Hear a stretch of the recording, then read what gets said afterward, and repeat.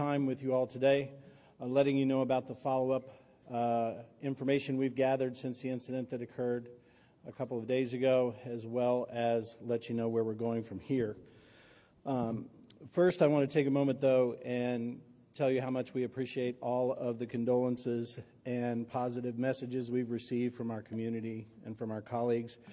It's been helping our team heal after a pretty tragic loss here, and these animals, as we've told you before, are part of our family. So having that support is incredibly important. I want to commend our staff as well on their professional response to the event. We drilled for this. We never want it to happen, but the staff should be recognized for their quick response. And I'll take you through the events as it folded out.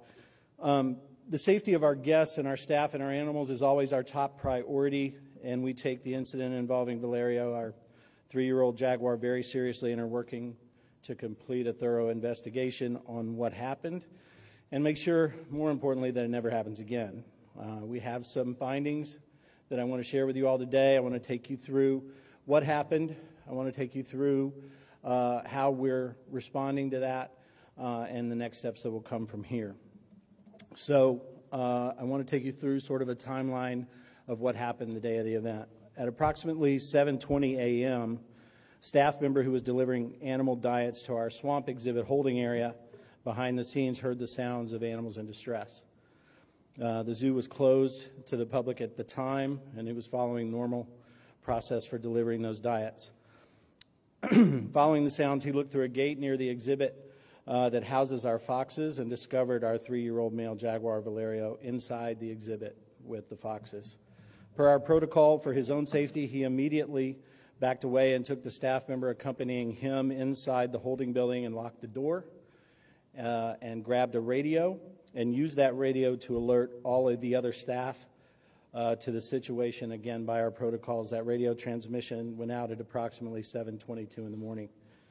Animal care and security staff who received that transmission immediately went into action per our protocols. And for situations when dangerous animals escape, we first start with making sure that our staff and our guests and our animals are safe throughout the process. And whenever it is safe to do so, our first attempt is to immobilize the animal using darting equipment. However, I want to make it clear that it's also per our protocols that we do have trained staff who have access to firearms, and they respond to these as well should the event reach a point where any human life would have been in danger. They would have pursued their training to take care of immobilizing the animal lethally if needed. However, again, our first attempt is always to immobilize using darting equipment. By the time we reached 7:25, our security team had activated Audubon's emergency communication system, and that alerts our critical staff of the dangerous animal escape via text, and that happened again at 7:25. Also at that time, the first staff who had heard from the animal care team arrived on the scene and made visual contact with the jaguar. At that time, he was still inside the exhibit with the foxes. During the intervening few minutes, that team established a perimeter to protect from the animal leaving that general area while our veterinary team prepared drugs to be used in darting the male jaguar, and then they arrived on scene. Initially, our veterinarian deployed one dart that hit the jaguar. She was backed up by another member of the animal care team, and that dart was deployed at 7:36 a.m. These drugs don't take effect immediately, but our veterinarian had chosen drugs that act as quickly as any as we have on property, and he did, within minutes, start to show signs of the drug taking effect. But because it was going slower than we intended, we made the decision to add another immobilizing dart. The second dart was deployed at 7:43 a.m., and after that dart was deployed, it only took a few minutes for Valerio to show a strong reaction to the drug, and he ultimately became lethargic and laid down at the edge of the exhibits. Also, in situations like this, whenever we mobilize an animal, we allow a few minutes for those drugs to take effect. And we did that, and then carefully one member of the team approached with a long stick outside the perimeter and prodded Valerio to check for a response. There was no response from him at that time, at which time our veterinarian approached on foot, double-checked that there was no reaction, and staff immediately moved in to assist the veterinary team in placing him on a stretcher, placing Valerio in a van, and moving him to our Jaguar facility where he was secured inside by approximately 8:04 a.m. Simultaneously, the team that cares for the foxes, and we knew that some of them were injured, worked to begin moving them to the animal hospital, and staff began checking all of the other animals in the zoo, and it was at that time that we found 4 of our 5 alpaca had died, as well as 1 of our 3 emu. Alpaca Daisy was sitting in her exhibit, what was clearly injured, and several animal care staff worked to immediately transport her to the veterinary hospital. She was found with several wounds, as well as a broken right front leg. In the next hour, all of the animals that were impacted by the event were moved to the hospital for treatment and preparations from there. And animal care and veterinary staff then worked all day to stabilize and initially treat Alpaca Daisy, as well as our foxes Rusty and Copper. As you know, ultimately Daisy, Rusty, and Copper all did pass away despite our round-the-clock efforts to treat them. As I said, the situation was fully resolved by about 8:15 a.m. When Valerio was sedated and brought to his indoor night enclosures. There were no human injuries, but ultimately we did lose 9 animals. We transported Alpaca Daisy and the 2 foxes to the LSU School of Veterinary Medicine, and they did everything they could to help us, but ultimately, as I said, they did not make it. We had grief counselors on site on Sunday and Tuesday of this week to help our staff through this time. Right now, we're getting a lot of questions about how Valerio is doing. The next day, he was immobilized, had a full veterinary examination, and currently he is in our carnivore area of our hospital. He is fine. He has no serious injuries from that. We perform drills annually and have protocols for this exact situation, and I'm pleased to say that this was resolved with no human injuries. It's unfortunate that we did have the losses that we did, but the team responded in the exact way we would hope they would do. If the zoo had been open, the added protocol would have been for all other staff to help guests get safely inside buildings and secured there. And we use locations and drills throughout the year to prepare for that, as I've said. After the day of the event, once we were in a place where the animals involved were being cared for, the staff who care for the jaguars, as well as our curatorial team, began their assessment of the entire jaguar habitat to determine how he got out. The first thing we did was immediately determine that all gates and doorways were locked and secure, and that led our team to start examining all the surfaces of the exhibit from the ground up. After a thorough investigation of the woven stainless steel cable barrier and the glass walls of the exhibit, staff then moved to examine the cable barrier roof that encloses the exhibit. We have a couple of photos so that I can explain to you how it looks, and unfortunately I can't see the screen, so I'm going to step down, but I'll speak loudly as we go forward.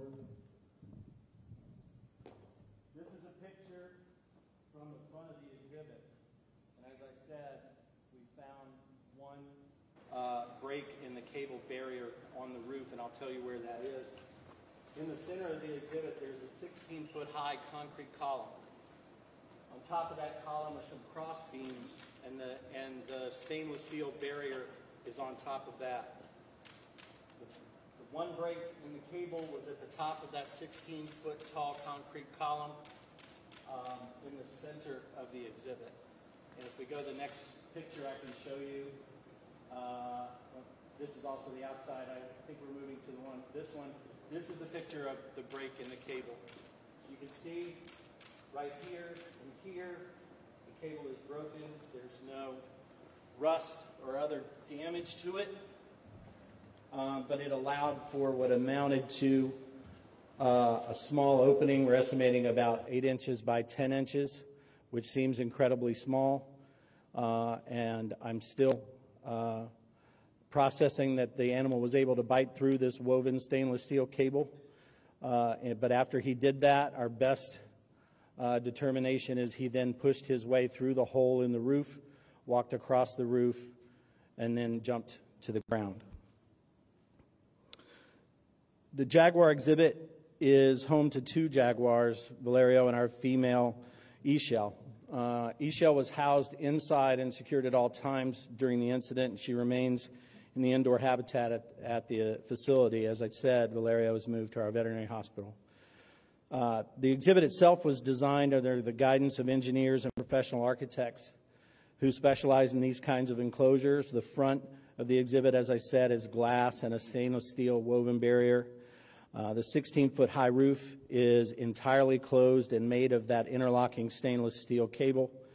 And the design is an industry standard that we updated about 10 years ago. It's inspected on a regular basis by our staff. They make a visual inspection of the full enclosure every day and a detailed inspection periodically, especially to the roof. And never in the past had we found any indication that there was damage to that.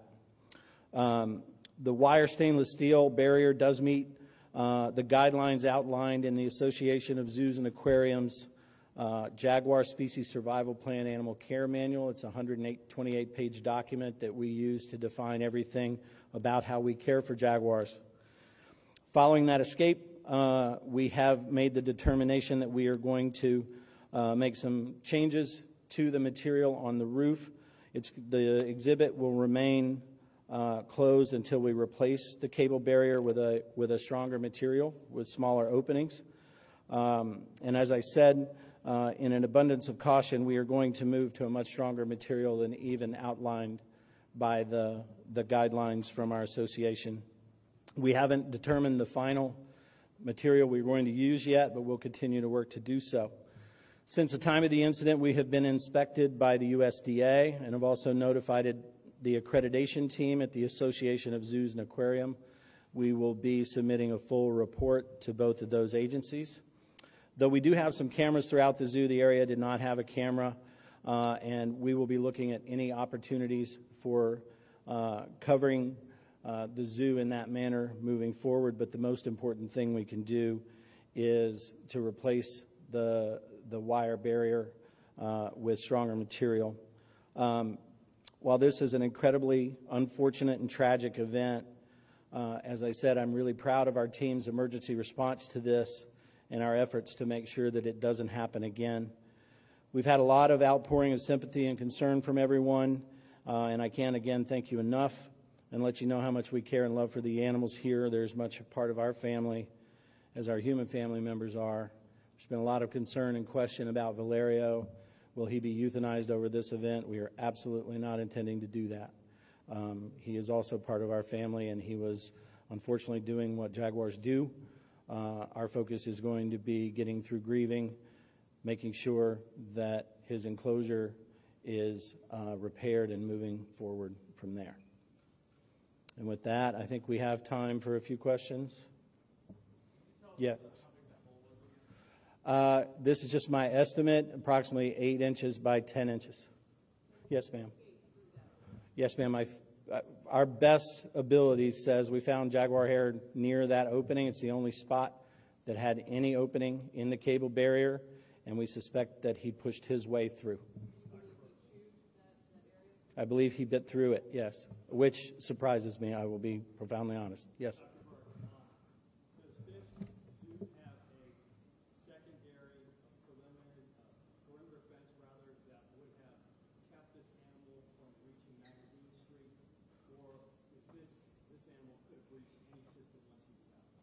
So you're asking about secondary containment. As part of our accreditation process with the Association of Zoos and Aquarium, we are required to have a perimeter fence that meets those standards. And we were just reaccredited this March by that facility, and we do maintain an obvious perimeter around the zoo.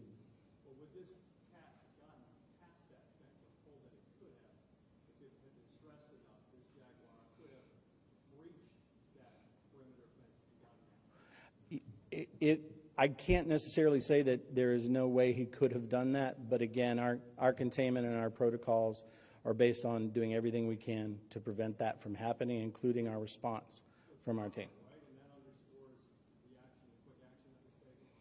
Anytime any of our dangerous animals are outside of their exhibit, we're going to take that action. It doesn't matter where they are. It doesn't matter if I had a 150-foot tall fence around the zoo, we would have taken the same actions. Yes?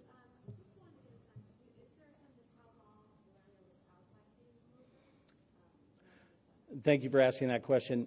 We've had a lot of people ask how long he was out, and I don't know that we will ever know. We know he was out long enough to do the things that he did. For us, any time he was out was too long, and that's why we're focused on making sure that it'll never happen again. Let's talk about the proximity of the other exhibits. Where were foxes, the eagle, and all that in comparison to the jaguar? Sure. The jaguar exhibit is in our South American area, which is in the central portion of the zoo. The alpaca are next door to that exhibit. If you go from there down a boardwalk, that takes you to the emu exhibit, and then the swamp exhibit is adjacent to the South America exhibit on the other side. So the jaguar would have to walk the pedestrian corridor to get to those other exhibits? Is that what you're and in an abundance of caution, on that same day, I asked our team to take a thorough examination. We've started with our large carnivore exhibits. We're examining all of them, and we'll move from there. Are there cameras that monitor the animals? If so, was any of this caught on video? No, as I said, we don't have any cameras at that portion of the zoo. Why is that? Is that a plan moving forward? It's something we're considering. So, did I hear you correctly? You're not quite sure how long that jaguar was roaming around. You think that it was close to when it was detected outside its enclosure. It could have been hours. I don't know how to answer that question, and I don't know that we'll ever have a time frame. What I know is it was long as enough for him to do the things that he did outside the exhibit, and I know that our response from the time he was first spotted until it ended was very quick, and we resolved it very quickly. You spoke about that outside perimeter, but just to answer again, are you concerned, will this be re-examined, that jaguar could have possibly breached that? Anytime any of our dangerous animals are out, we are instantly moving to contain them as close as we can to their own exhibit to prevent just that from happening. I don't know how else to respond from that. Katie, I think, are we done? I think Katie can assist you. You haven't given us a straight answer to that question. Could this cat have gotten out of your secondary perimeter fence? That's the question. Is it conceivable? Yes. Did we do everything to prevent that? Yes. Were we successful? Yes.